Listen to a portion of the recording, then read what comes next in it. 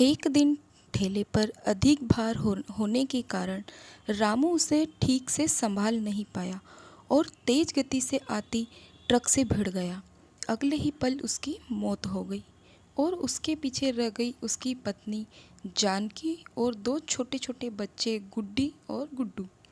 एक तरफ रामू का अंतिम संस्कार किया जा रहा था और दूसरी तरफ उसके बच्चे बिलख रहे थे। इसलिए नहीं कि पापा मर गए थे, वे तो भूख से बिलख रहे थे। उन्होंने कई दिनों से पेट भर खाना नहीं खाया था और आज तो मुंह में एक निवाला भी नहीं गया था। सो भूख से रोए जा रहे थे। माँ, माँ, कुछ खाने को दो ना माँ, बड़ी भूख लगी है माँ, कुछ दो ना। कोई पत्थर दिल भी इस दृश्य को देखकर पसीज जाता। पड़ोसियों को भी दया आ गई, अगल बगल से खाना आ गया। बड़े दिनों बाद आज गुड्डी और गुड्डू पेट भर के खाना खा रहे थे।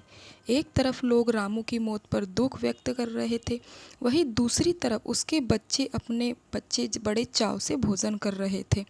जानकी ने अगले कुछ दिन इसी तरह से उधार लेकर और इधर उधर से मांग कर अपना और बच्चों का पेट पाला। लेकिन ये कब तक चलता? लोगों ने मदद करना बंद कर दी। जानकी पागलों की तरह काम खोजने लगी, लेकिन तमाम कोशिशों के बावजूद भी किसी ने उसे काम नहीं दिया। जब थक हार कर घर लौटी तो बच्चे उम्मीद से उसकी तरफ देखने लगे। गुड्डू तुतलाती आवाज़ में बोला, क्या लाई हो माँ, जल्दी से खिला दो, बड़ी भूख लगी है। माँ रो पड़ी और बच्चे समझ गए कि माँ के पास कुछ भी नहीं है। एक पल के लिए अजीब सा सन्नाटा पसर गया। फिर गुड्डी बोली, माँ, ये गुड्डू कब मरेगा?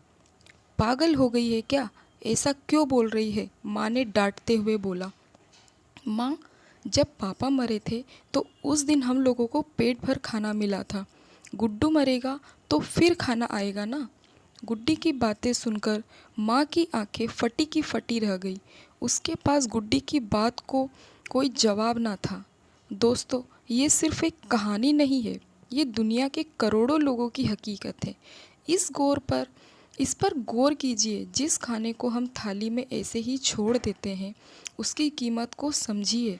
बचपन से हमें अन्न का आदर करना सिखाया जाता है, लेकिन चूंकि हमने कभी असल भूख नहीं देखी होती, इसलिए हम उसका आदर करना नहीं सीखते। बस एक दिन भूखा रहकर देखिए और आप करोड़ लोगों का दर्द समझ जाएंगे। तो चलिए दोस्तों, हम प्रण लेते हैं कि हम कभी भी अन्न का अपमान नहीं करेंगे, हम कभी भी खाना बर्बाद नहीं करेंगे, हम कभी भी होटल जाकर 2 लोगों के बीच 4 लोगों का खाना नहीं मंगाएंगे। तो चलिए, अन्न को बचाएं और उसे ऐसे लोगों तक पहुंचाने का प्रयास करें जिन्हें इनकी सचमुच ज़रूरत है, और खास तौर पर बच्चों की। धन्यवाद।